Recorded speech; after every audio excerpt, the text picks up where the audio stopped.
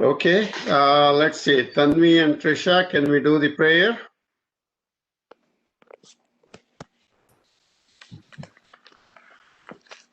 शुक्लाम्बरधरं विष्णुं शशिवर्णं चतुर्भुजं प्रसन्नवदनं ध्यायेत् सर्वविघ्नोपशान्तये सरस्वती नमस्तुभ्यं वरदे कामरूपिणी विद्यारम्भं करिष्यामि सिद्धिर् भवतु मे सदा. Okay, Anjali, you can do the last one. Gurur Brahma, Gurur Vishnu, Gurur Devo Maheshwaraha, Gurur Sakshat Param Brahma, Tasmai Sri Gurave Namaha. Om Shanti Shanti. One note, when you say Saraswati, it should be in this place, it should be a short vowel, not a long vowel. Saraswati is when you use it as a nominative case. When you use it as in Sambodhana addressing nominative case, it should be short, Saraswati. All right? Just that one note if you do, we can move on. All right. So what we are going to do is we are going to look at some concepts that are in the text, in Sanskrit text. We are going to very briefly go over them. This is by no means a very detailed study. All you have to do today is listen, absorb as much as possible. And if you don't, if you have difficulty in some of them, it's no problem. The purpose of today's class is to, when you read text, you should be able to identify some features that we are going to discuss today. Instead of blindly reading, not knowing anything, at least you can be able to identify the features of what we are going to, the structure of a sentence, how the Sanskrit structure differs from the English structure, language structure that we are familiar with. That is basically the reason, and not really, dig deep into it. And I'm also not qualified to go deep into it. Let me be fair about that. So the idea is that you have some understanding of where we are with respect to the sentence structure when we are reading. That's the idea. And if you get more than what my expectation is, by all means, great. Get it and enjoy it. All right? With that, let us start. So if you take a sentence structure in Sanskrit, Shabda, what it is Shabda means sound, basically. But in this context, Shabda is determines, in a sentence, you have a subject and an object, and that is characterized by Shabda. And then there is a dhatu is verb. Now, there is the adjectives, adverbs, all those things are there. I will not go deep into that. And one of the things I want to discuss is also Sandhi. See, in Sanskrit, in English, basically you have single words.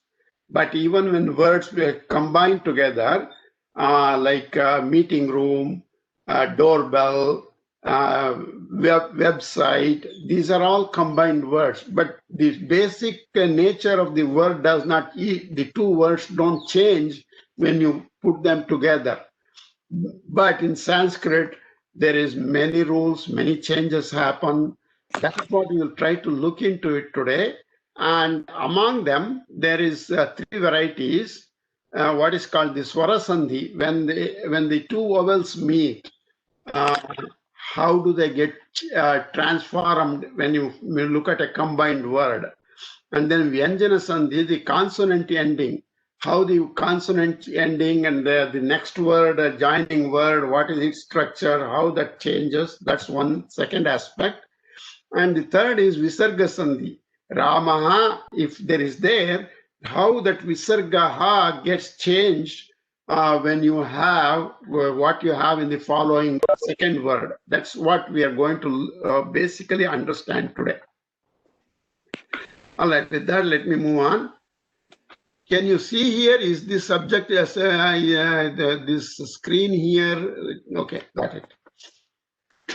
Now I said shabda.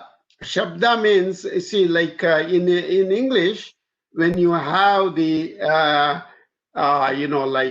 various cases, the case is determined by, of, with, by, from, these are the various words that describe a case. But in Sanskrit, the word itself gets changed when you have to look at various cases. And this case depends on the particular word itself. It's not a one standard rule. It's a huge book by itself. I will first let me go. So we have here what is called the vibhakti. Vibhakti is the case. In English, what you call case, vibhakti is the case. And then there is the prathama, dvitiya, tritiya, chaturthi, panchami, shashti, saptami, 7 cases. And then there is what is called a sambodhana pratima, addressing statement. That is one aspect of this shabda. And then like a conjugation of nouns. And then there is the ekavachana, dvivachana, and bahuvachana. In English, you have singular and plural. In Sanskrit, you have singular, dual, and plural. Dual is 2, and singular is 1. Plural, bahuvachana, is more than 2. Ekavachana is 1, dvivachana is 2, and bahuvachana is 3, or 3 or more. So now, looking at the so if you take the simple word Rama, it gets modified in at 28, at least 21. If you sambodhana, you can say is not so much a difference.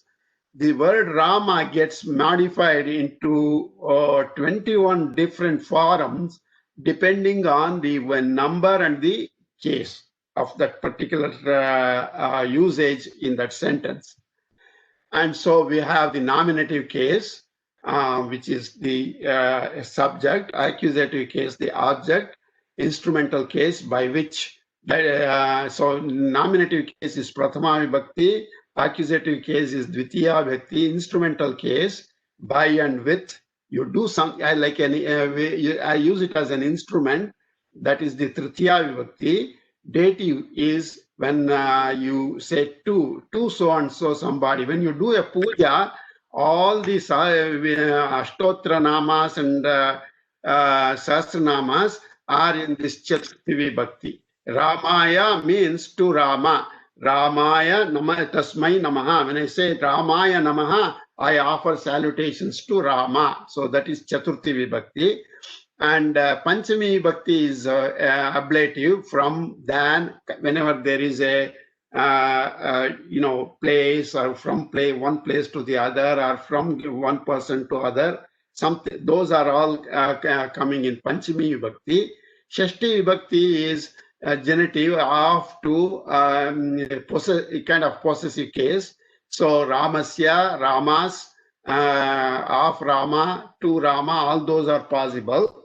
And then Saptami Vibhakti is locative in that so and so place, in his hand. When you say Ramaha Haste, you say in his hand. Hasta means hand. So like there is different endings. This is for what is called Akaranta Pullinga Rama Shabdaha. Akaranta means it ends when in the vowel A combined with Ma, so that is Ramaha.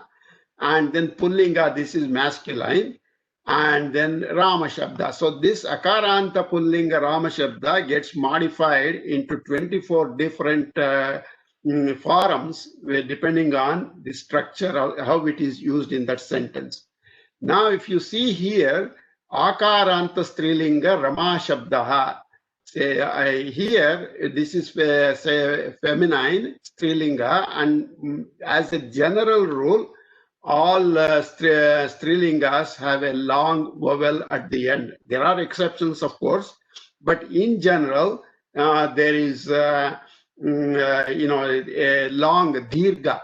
In fact, when I looked at your homework assignments, most people have, I understand that when I gave the, homework sheet, I did not show the dirgha at the end in English. I did not have a double A or a double I or something like that.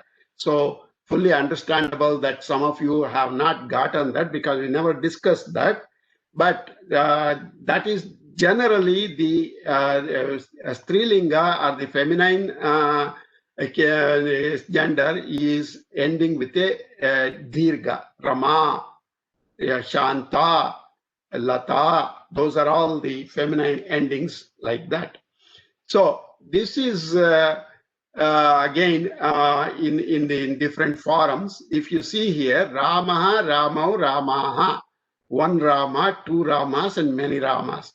Here, Rama, Rame, Ramaha. There is, if you see the Ditya Vachana say dual, here is totally different from here. This is Au, Ramau, this is Rame. Like that, there are differences. And, if you see here and here, the Tritiya Vibhakti, Chaturtha Vibhakti, and Panchami Vibhakti, they have identical endings. Here also, Tritiya, Chaturthi, and Panchami, Ramabhyam. So it is here Ramabhihi in these two, Ramebhyaha in these two here. So you have to look at the sentence and then decide whether it is the Chaturthi Vibhakti or Panchami Vibhakti. Those are all very difficult issues in Sanskrit. Okay, this is the general layout of a Shabda, or the words used in different sentences, conjugating the nouns in different cases and different numbers. Now, this is when we move to the, these are all pronoun. This says Dakaranta Trishu Lingeshu Sarupaha Asmat Shabdaha. Now, Aham means I. So this is a pronoun. You use Aham, so it is derived from the word Asmad root. And because it is ending in a D, it is called Dakaranta, ending in Dakara. Trishu Lingeshu, this is same in masculine, feminine, or neutral gender. So, and Ekavachana, Dvivachana, and Bahuvachana, all are there because this the I sound. My I does not change whether it is masculine or feminine like that. So here, I just took a photocopy of this, and after explaining in the previous slide the various arrangements, like here also. Pratama, Dvitiya, like this you go, Ekvachana, Dvivachana, Bahuvachana, and this is good for both the three genders, masculine, feminine, and neuter. And it's read like this. When we were young, when we were learning this, aham, avam, vayam, aham means I, avang means us two, vayam means us three or more, like that. So like this, there is various, in Bhagavad Gita, you come across this mom, to me, maya, by me, mahyam, to me again, like mat, mine, mama and me, of me, like that, and mai, mine. So like this, in me, in me. So various endings like this. Now, if you look at the tat shabda, tat, that, he, she, it, those are all being discussed here. Saha, tam, taute, this is Pullinga. There is a similar one for feminine sa te taha, instead of saha tau te, it will be in feminine sa te taha. Sa again dirgha, long, showing a feminine gender, and rama rame, like we say sa te taha, I said rama rame ramaha, like that it comes. So the endings are, to a large extent there is some similarity, but there are a lot of exceptions. So here also, for he, this is sahataute tam tautan tena tabhyam taihi, like this. Again, you see here tabhyam, three different same ending for three different cases. Tebhyaha, like this. So these are the various usages that you will come across in text. When you come across something like that, you just have to, at that point, you are not really in reading, you are not looking at getting the full meaning word by word.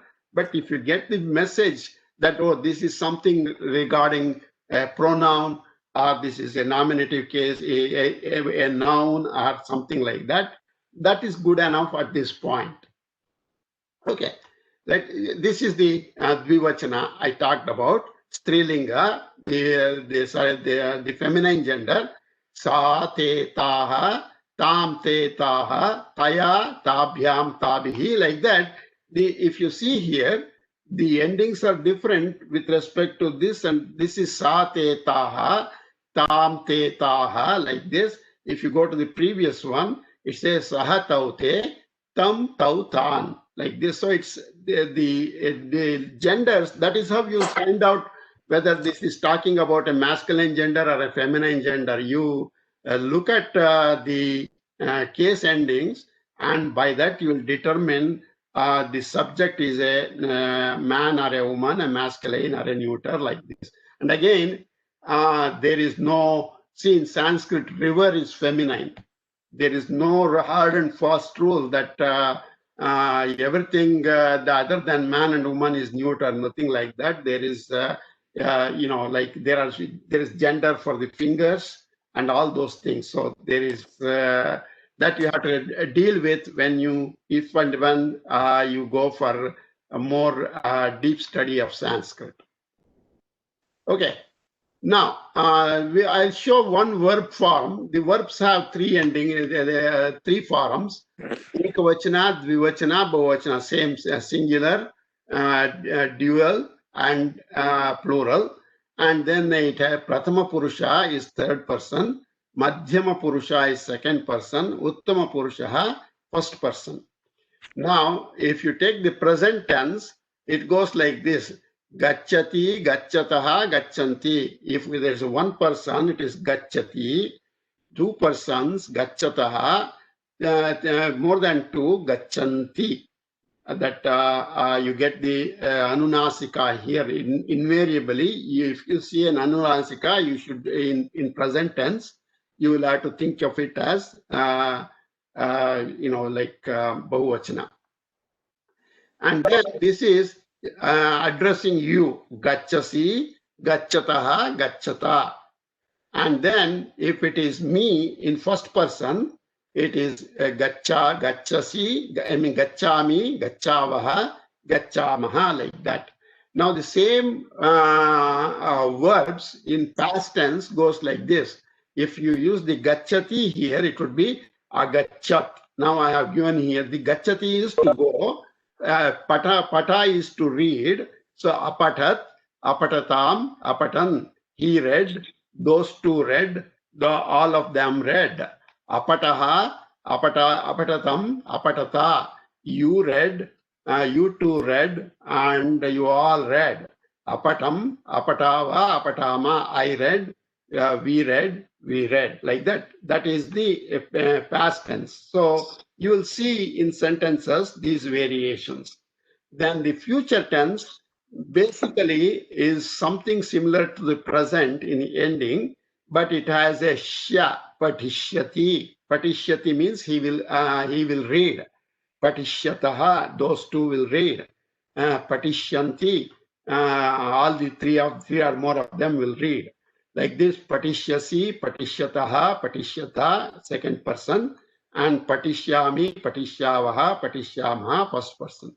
So these are the verb endings. I have just given you a very scratching the surface just to show here that this is what is called a Shabda book. If you can see here, this whole book is different words, different. If you see here, you know, like I don't know if you can see here. This is all giving various forms of verbs and nouns and how they have to be conjugated with respect to various cases and various nouns, I mean numbers, etc. This is a book about 200 or 300 pages. Now, I don't think this is the exhaustive. This exhausts everything, but this is something that a beginning student probably should that should suffice. Beginning or intermediate also. Now, I will share these slides with you just for your reference. I did not want to give it to you, before this class, lest some of you may just drop off the class, right? So I just wanted to talk about this and then send it to you. All right. Now, this is about the individual words.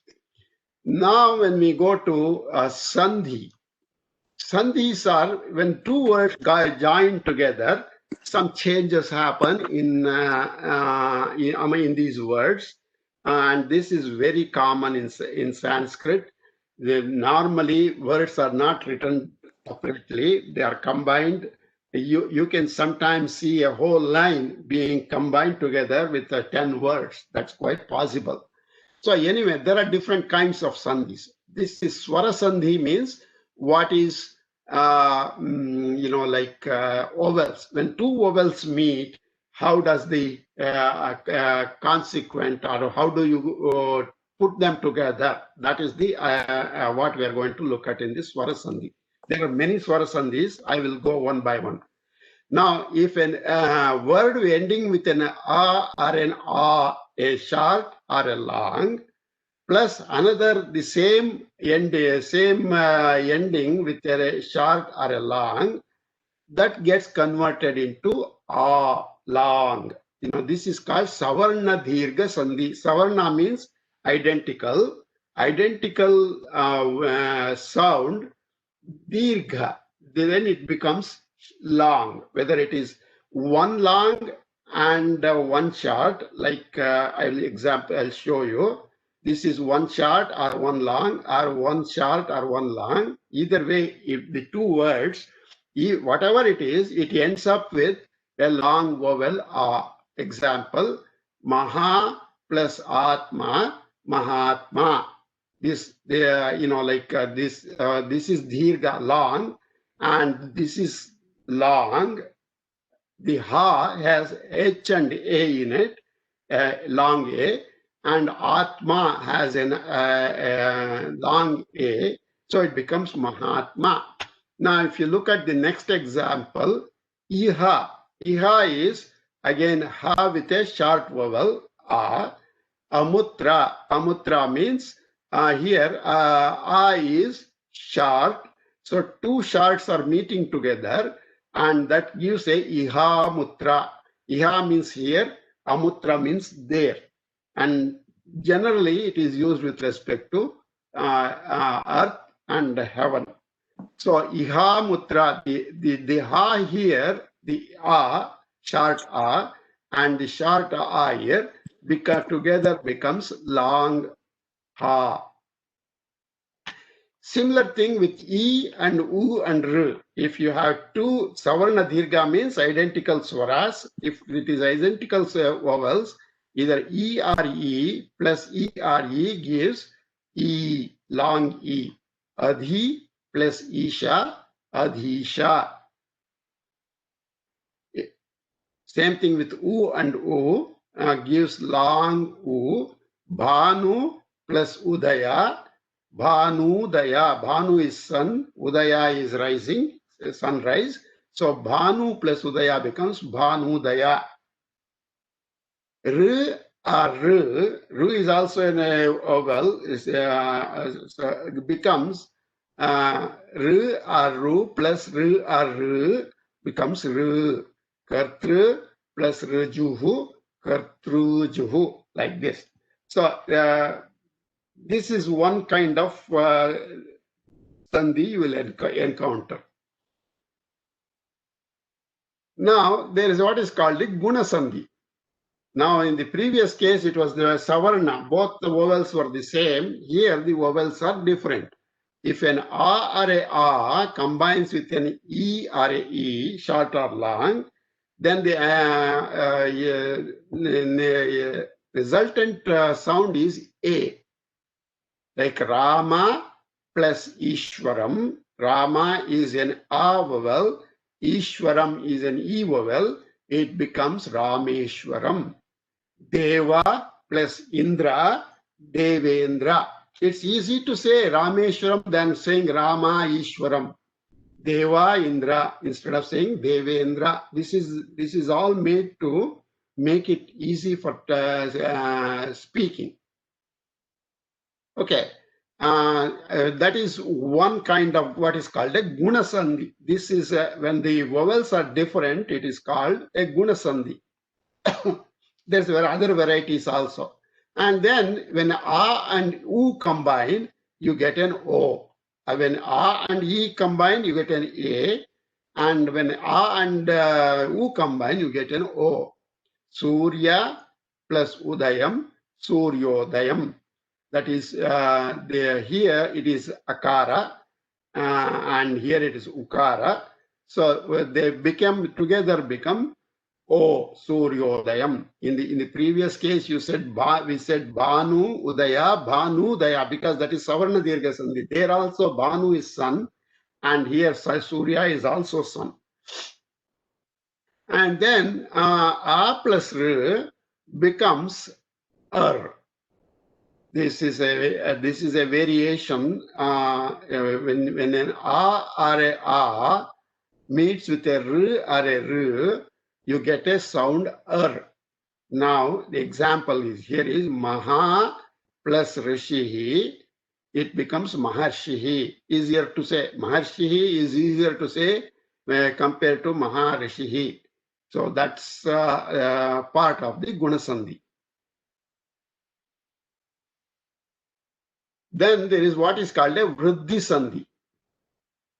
In the Vriddhi Sandhi, what happens is when the A, this is with respect to A and A, that becomes an I.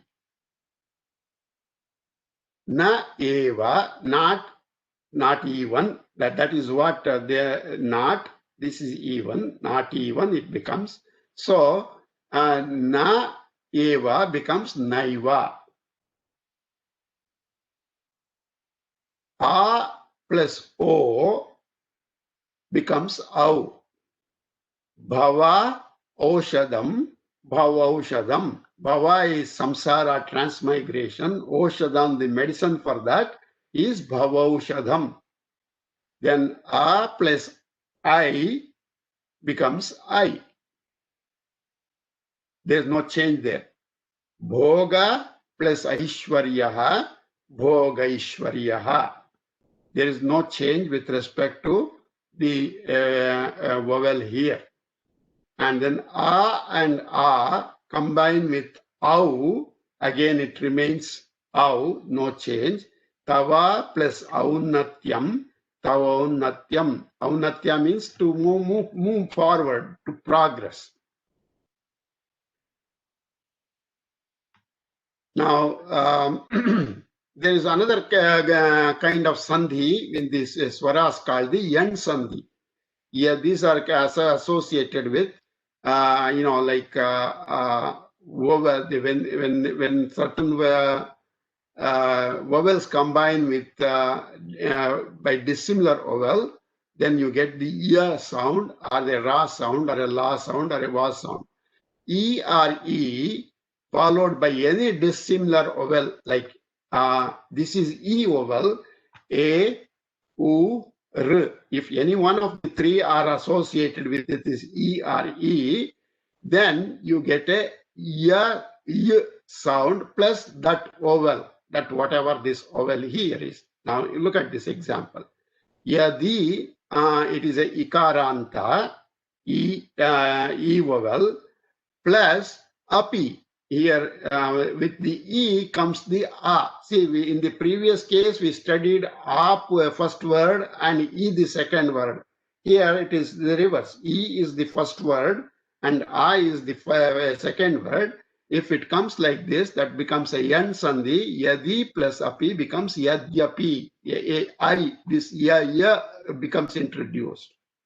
Yadi plus api becomes yadyapi. Similarly, with u or u followed by a or e or r, you get u plus that vowel, this vowel. Nanu plus eva, nanveva. Eva becomes that is retained a, and you get a va, nanveva. With the instead of this nu, that va is replaced, so nan veva, like that. And then similarly with r or ru followed by a, e and u, you get a r sound with that vowel. Kartru plus iti, kartriti. So don't worry about the details of all these things. Just hear that, and if you see something, when we do reading the text, wherever possible, I will point out them to you that this is so and so sandhi. That's about all you should know at this time. That's good enough. Now, there is more to it. This is never ending per se. There is one day in the Swara Sandhi, there is what is called a Ayava Sandhi. Ayava Sandhi is A, O, I, Au. See, in the previous one, you got the yan sandhi, you get yara lava. Here you have a o, a au, I au as the constituents. So a plus any vowel, a, e, u, you get I sound plus that vowel. Ne plus ati becomes nayati. Let me move this.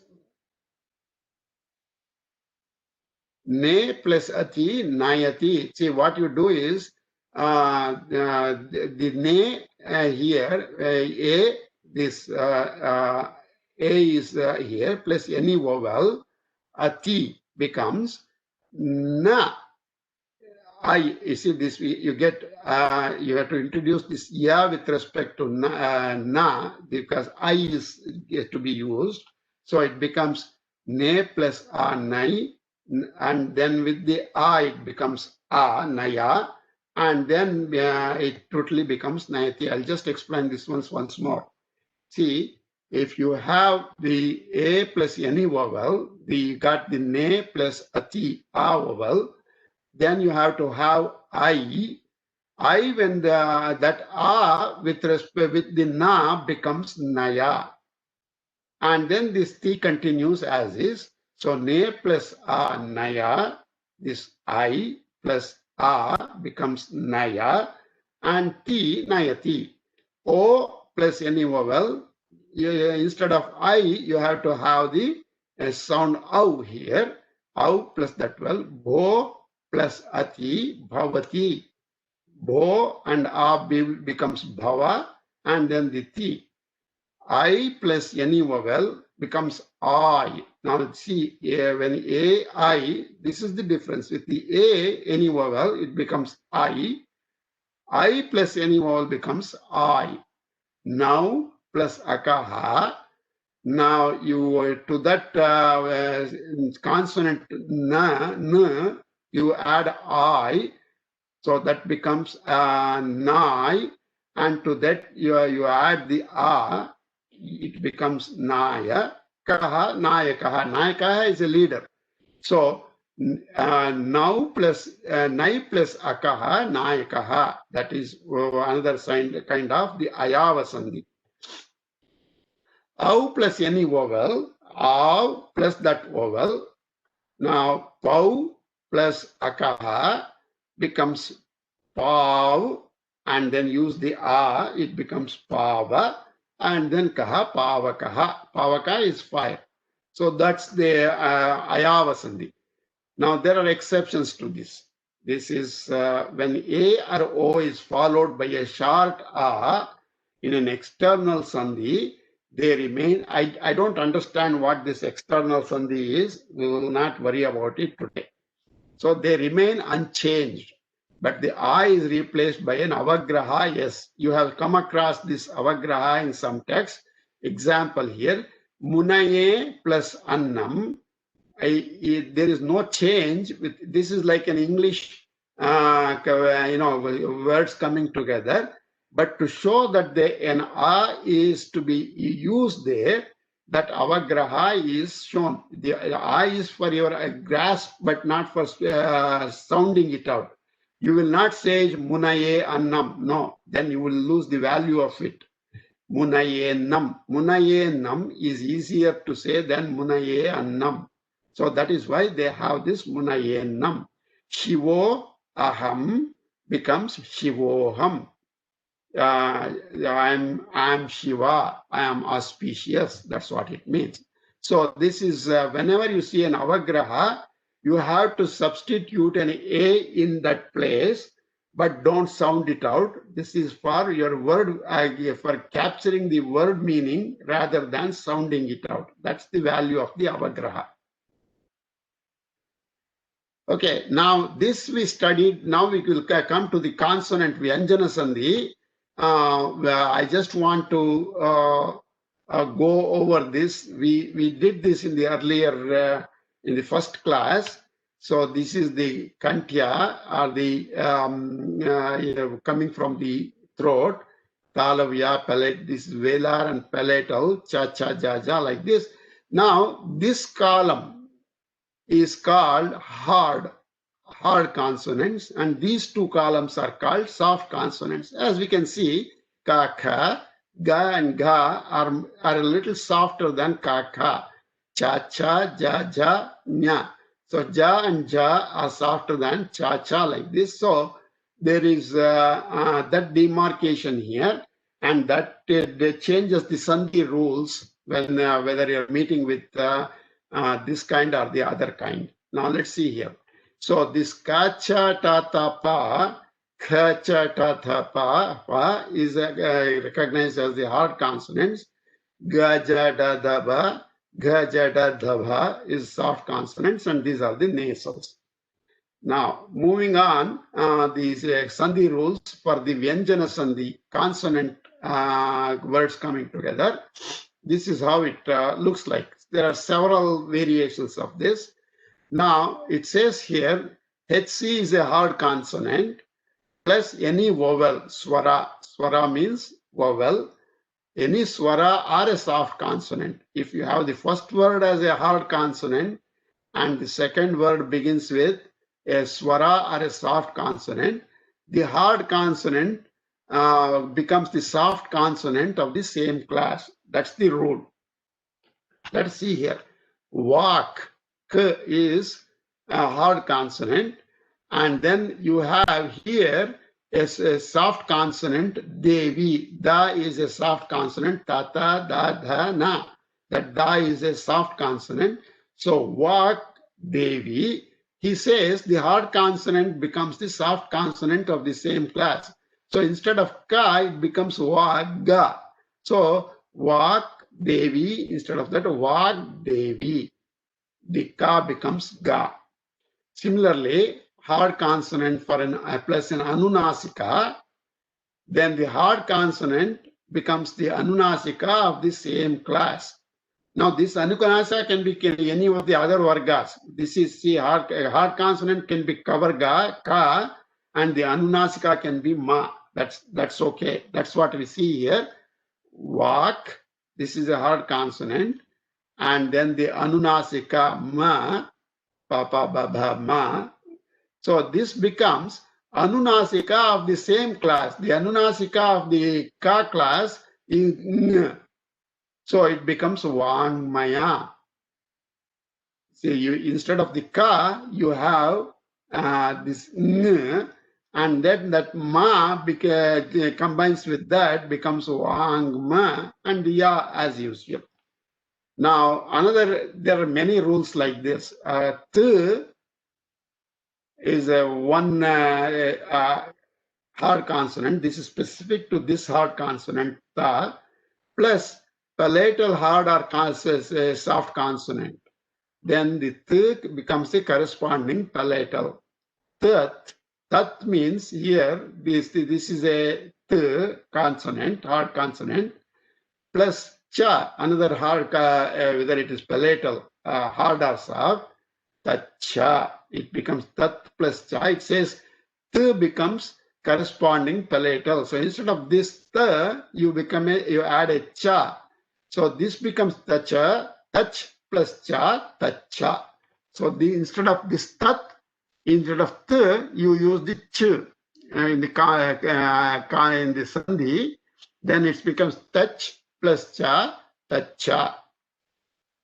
Again, cerebral, if it is, if the t is meeting with a cerebral hard or a soft consonant, then you use a corresponding cerebral word, bhavat plus damaru, bhavat damaru. The ta becomes da, so this becomes d plus da, so bhavat damaru. Again, some additional rules here. T plus l becomes, in this case, t becomes la.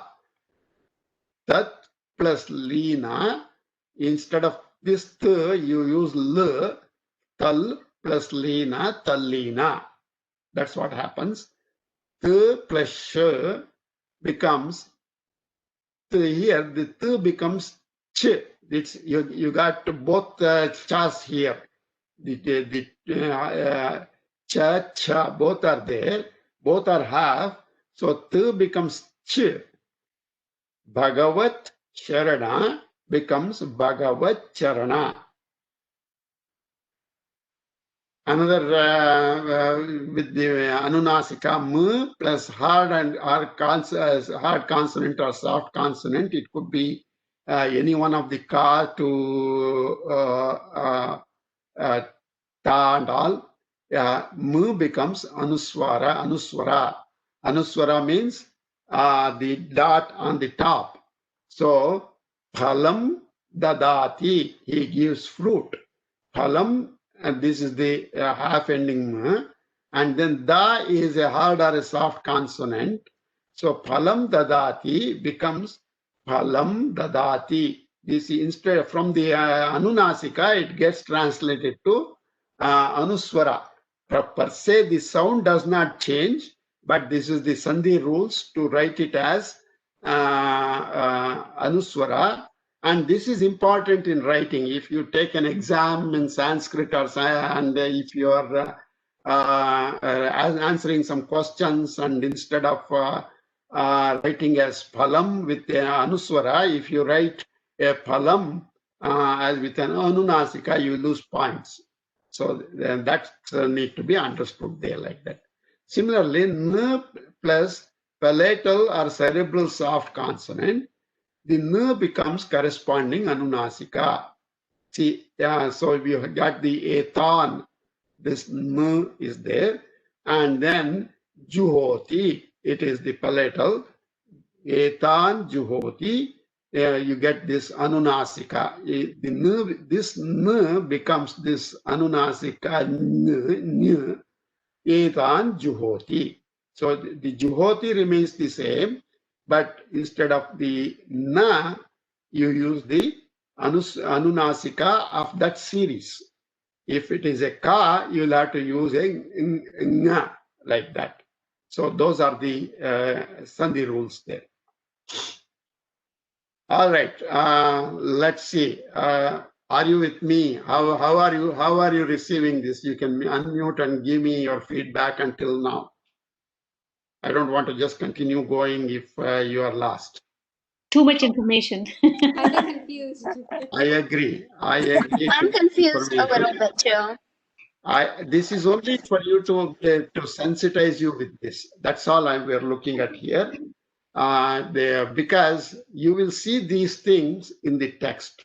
When you read any text, you will read this, you will come across this, and that should not be something, totally black for you, totally dark. I want you to appreciate something that, yes, I have heard about this. Even if you do that much, that's good enough. All right. There are a few more. If you say this is too much information, there is more coming. All right. Shall we move on? Sure. Okay. Okay. What's time? I didn't check the time here. What's time? 9:16. Okay, 9:16. We have got some time. Now, more of that. N plus palatal, cerebral, or dental HC. You guess N becomes the anuswara plus corresponding sibilant. Sibilant is that sa, sha, sa. Those are the sibilants. If you go back here, see, these are the sibilants here. It is shown here. Sh, sa, sha, sha, and sa. Those are the Ushman in Sanskrit, it's called. So those are the English when the translation is sibilants. Okay, let's get to that here. So a nerve plus a palatal, cerebral, or dental hard consonant becomes a nerve becomes an anuswara and corresponding sibilant. Tan titikshaswa becomes nerve becomes anuswara tam, and then you have to add this sibilant tam titikshaswa. So instead of this one T, you have T. That's the sibilant coming in there. And the N, this Anunasika vanishes, and in its place you get the Anuswara. N plus L similarly becomes N becomes Anuswara, plus you use the L. Etan Lokan becomes Etam Lokan. So you got a Lokan first, and then the N becomes both an Anuswara and a La. Both are required in this case. So this La plus this La becomes double La, Etam Lokan. Soft vowel plus n plus a swara. It becomes nasal double. Now, don't worry about it. Like I'll give an example. Hasan plus Iva. This is a soft vowel. Hasan Niva. Easy to say that. A hard consonant and a H. The hard consonant becomes the soft consonant of the same class. Tasmat, he, and then the ta is the hard consonant. Instead of that, it becomes the soft consonant of the same class, tasmadhi. That sandhi becomes the and h, that becomes tasmadhi. That ha becomes corresponding soft aspirate. Those are all some words, don't worry about that. Swara plus cha. Swara means any vowel. Ch plus ch becomes cha again. Shiva plus chaya, Shiva chaya. So you got this one, ch becomes double ch, is a hard and a soft and a alpa prana, mahaprana. Shiva chaya. You get, instead of one cha, you get both chas there. Swara, any vowel plus the sibilant s becomes a sha. There are some exceptions to that, but that's the general rule. V plus C, the T, they here got E, and then you got the sibilant S. So it becomes S becomes sh, another sibilant, Vishi, the T. And then sh, r, this r is a semi-vowel, this r is a vowel. So in any one of these, when one of these three joins with n, it becomes a na. The n becomes na. Brahman plus a becomes brahmana. Now, so much about the rules for the consonant sandhis. Now we will do this sandhi rules for the visarga. If don't worry about this, I could not get it in any other way. It had to be ignore this circle with dots. A plus ha, aha plus a, like that. So a plus visarga plus a, the aha becomes o. So here aha plus a becomes o. It following a replaced by avagraha. Example: Shiva, Shivaha plus aham. Shivaha has an a with a visarga, becomes o. Aha becomes o. Shiva, Shivaha becomes shivo, and then you use the aham as is, shivoham, and then you don't we saw earlier that when an vowel and followed by this vowel or the a vowel followed by an a, the a is not sounded, but to show that place you have a avagraha. So here shivo aham becomes shivoham. Another one, aha plus swara except a. This was the rule for a, and aha plus a. Now aha plus e, u. If you get like that, then the visarga is dropped. Ramaha ichchati. You have to write as Rama ichchati. So anytime you have a visarga followed by one of another vowel, you have this visarga associated with a, followed by any other vowel, then the visarga drops. You should not say Ramaha gacchati. You should say Ramaha ichchati. You should say Rama ichchati or Rama gacchati. In fact, this I have not incorporated in the Bhagavad Gita text. Even some of the printed texts, they don't follow this completely. Technically, it is not anything wrong per se, but this is the rule that whenever there is a vowel following visarga, that visarga is to be dropped. Now again, aha plus a soft consonant, aha changes to o. Namaha Narayanaya. Here you have aha. So then it becomes Namo Narayanaya.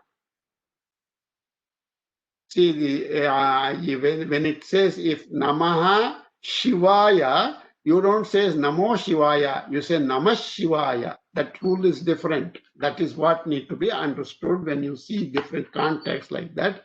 So only when this aha is followed by a soft consonant, then it becomes a changes to o. See here, this is I don't know why he calls it a soft consonant. Na is also the Anunasika is associated with a soft consonant. I believe that's the interpretation. Instead of the short vowel, if you have the long vowel plus a swara or a soft consonant, there also the visarga is dropped, something similar to this second case. Here, naraha gacchati, nara gacchati, naraha atanti, nara atanti. So like this, you will have to drop the visarga in those cases. I have probably 2 more slides. We will finish that and then break for the day. Swara, if except, see in the previous case, they focused on the A. Now in this case, they are looking at Swara except A or A plus any other Swara or soft consonant. The Visarga becomes R. This is the semi-vowel R. Ganapatihi avatu. Ganapati, you let Ganapati protect us. That's what avatu means, is to protect.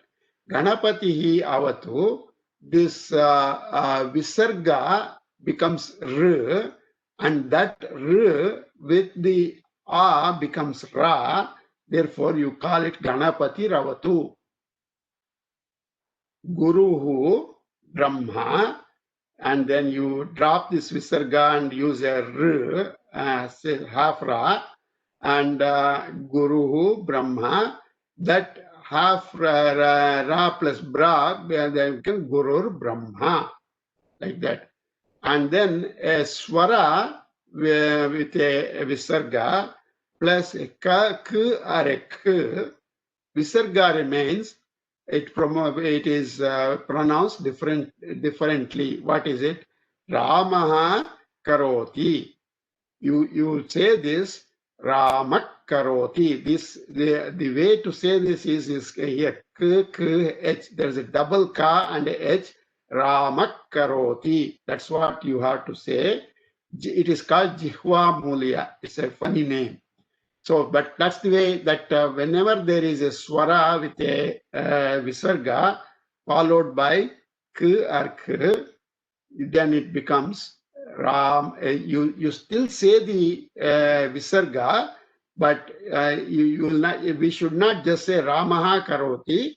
We have to say it as Ramak karoti, like that. Again, similar situation, swara with a visarga plus p or p, the visarga remains same, pronounced differently, Ramaha Pachati. Now, here, Rama Pachati, it is somehow, a fa sound should come instead of a, it is written like that, Rama Pachati. Even I am not able to say correctly. So it is called Upadmaniya. It's called Upadmaniya, whatever that name is. So, but the rules is like that. And then a swara with a visarga with a ch or a ch, palatal hard consonant, visarga becomes sha, sh. So Ramaha plus cha becomes Ramascha. Ramaha cha bhimaha. If you have, then you will say this as Ramascha bhimaha. Rama and Bhima. That's what it is. So the visarga goes away and the sh comes. So Ramascha. Same thing, swara with a visarga, and instead of a cha or a cha, you got the t or a ta cerebral. The visarga drops, and you have a sh, shanmukha. That's sha. Ramaha tikate, Ramash tikate. That's so the visarga goes away. This sh comes, and that sh with a t becomes shti, Ramash tikate. Now, one more. Swara with a visarga plus th or a th. This is the hard consonant. Visarga becomes sa. So these are similar in the, if you see the previous, this one, you got the cha, ta. Now you got the ta. So swara plus with a visarga with a ta or a th, visarga becomes sa. Namaha, te, namaste. This is how the, when we greet people, namaste, this is namaha means I offer my respects to you. My respects, te is to you. So namaha, te, namaste. So it is actually 2 words. This is sandhi. Whenever you hear the word namaste or when you say the word namaste, you are executing a sandhi there. This swara with a visarga and a sh becomes visarga remains or changes to sha. It doesn't Namah Shivaya, Namaha Shivaya, Namah Shivaya. That visarga you say, but you don't show it here. Namah Shivaya. Similarly, swara with visarga and a sh, the similar thing happens. Visarga remains or changes to sh. Namaha Shanmukaya, Namah Shanmukaya. It can either the visarga can remain or it can be the you replace that with a sha or a sha depending on. Similarly, swara plus with a visarga and a s, the visarga remains or changes to sa. Namaha plus Sadashivaya. You introduce that s with this sa becomes sa. Namah Sadashivaya. Now, if the ra is followed by another ra, the ra is dropped in the preceding a, e, u. If short is made long. This is a long rule here. It has so many ifs and buts. So, harihi plus ramyaha. Now, this r is dropped and the preceding a, e, u, if short is made long. See, harir. Here also there's a ra, and here also there is a ra. So this becomes harir ramyaha, hari ramyaha. This is the, that's what it says, is the short vowel is made long. Harihi ramyaha becomes hari ramyaha. Punaha ramate becomes puna ramate. This is the intermediate stage he is showing here. Harir ramyaha or hari ramyaha. Punar ramate or punaramate. That's the final ending. That's the that short vowel becoming long. That's it. Let me.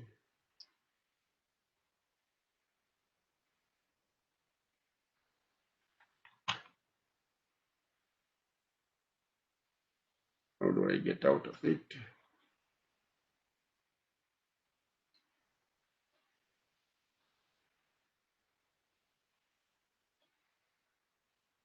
Ramakrishna Garu, I have a question. Sure. So while we read the Bhagavad Gita, we have to follow all these rules, right? Yes. Like, for example, one I caught, like after Visarga, if vowels comes, you don't read Visarga, like Rama. Right. Rama. You don't say that. Yeah, you don't say that. That's what I was saying. Even I have not followed it very much. Yeah. I'm reading wrong, I think, Bhagavad Gita all these days. Because many printed texts are like that. When I put together my for my classes, when I put together the slides, I did not know these rules well, and so I had see, that's what I said. Even some of the texts don't use the very strictly all these things, but you should. Again, these texts are not produced by very scholarly people, and therefore this mistake could happen. So the sandhi is useful in understanding the sentence, right? Yes, you have to know where to break and read. Sometimes even in Telugu we do have same vibhaktis, we do have sandhis, all these sandhis we do have. So you have to divide and try to understand the word. Exactly. That is what. That's why I said I'm sensitizing you to this. When you read this text, oh, this is possibly a sandhi. Then you can look into what are the words that are making it a sandhi, and then that's how you become more familiar with it. And then over a period of time, if you are reading, you will. Become very familiar with that, and it becomes easy for you. This is the learning process. Today, what I tried is only a very, very scratching the surface. And if you take, for example, after this class, if you want to take, I will talk about it at the end of the course. There are many Sanskrit exams you can do, the classes you can take. The Samskritam Bharati offers courses and class and exams, all those. So you can decide if you want to, if you have time and if you are interested, if you are motivated learning what you are learning now, you can go forward. And the one thing I want to tell you is there's nothing more fulfilling than reading our epics in Sanskrit original. For that, of course, you have to have a lot of built up skills, which over time you may be able to acquire. Any other questions? Okay, yeah, as I said, I got some of the your homework exams I received. Some of them I have already responded, and I got a few today. I haven't gotten a chance to look at it with today's class and tomorrow's class, so I will do that over the weekend, and you should get it Sunday or Monday, those who have submitted today. Generally, I think you have done well. You know, like certain, you know, like you don't learn anything without making mistake. So with that, that said, if there was some mistakes, it's everybody does it. So don't worry about it. Idea is you wrote something. That's the important thing. You know, when you write something, you remember it more than just reading. That was the idea of that class. And I did not look at the numbers. Telephone numbers was just for you to get familiar. I did not go looking at numbers. You know, didn't compare with the English version, and I didn't do it. But I did focus on the letters, alphabets. Okay. So by writing all the numbers, and now I know all the numbers. So 180 numbers. Yeah, very good. That's the way. That was the idea. That the idea was that you should not, because we don't do the numbers more or less. So that was an exercise for you to understand that. But in Bhagavad Gita, in some of the areas, they write only the Sanskrit numbers. It's Yes. So that brings us to next week. There is no class. Next week is holiday week. Enjoy your families. Starting Monday to next Sunday, all SDP classes are observing holidays. So there will be no Bhagavad Gita class next week. There will be no, you know, like Sanskrit class. There will be no children's class. There's no Vishnu Sahasranama class. Everything we will observe this week, this coming week, and then the Christmas to that week, one week. Those 2 weeks, we will. Usually, in the past, what we did was whenever the children's school closes, we close the classes too, so that families may plan going out or something. But this year, of course, nobody is going out or anything. Yeah. But you can stay, enjoy the time at home. That's okay. Yeah. And now what I will do is in the next class, I will write down in Sanskrit the names of the class members, because that is common to all of you. And I will go over where mistakes have happened. I have marked it in your individual ones, but I just want to give a little understanding of for everyone together. So I will do that in the next class before I start. And next class, before next class, what I will do is today is Friday. Next Sunday, not day after tomorrow, but next Sunday, next weekend, I will send you some material for reading, which we will read in the class. But I will first lead, and then you will have to reproduce that. How about the slides, today's slides? Today's slides I will send you. Okay, thank you.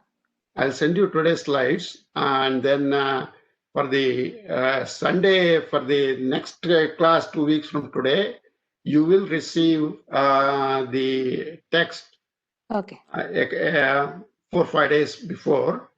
You try to read that, and then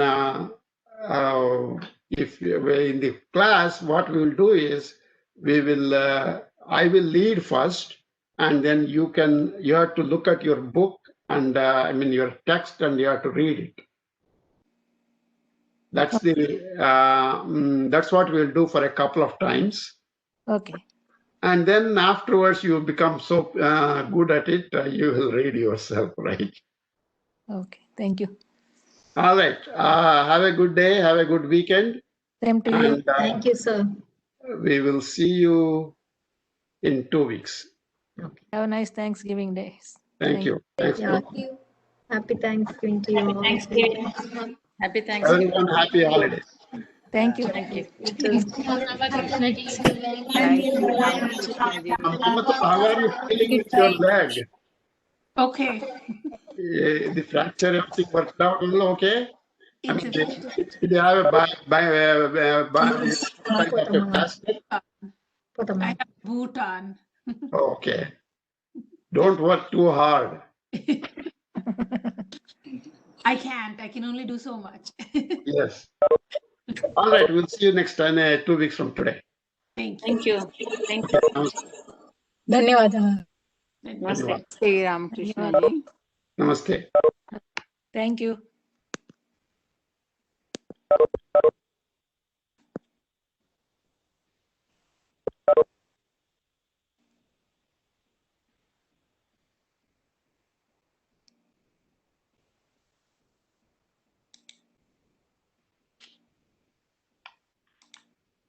How do I get out of this?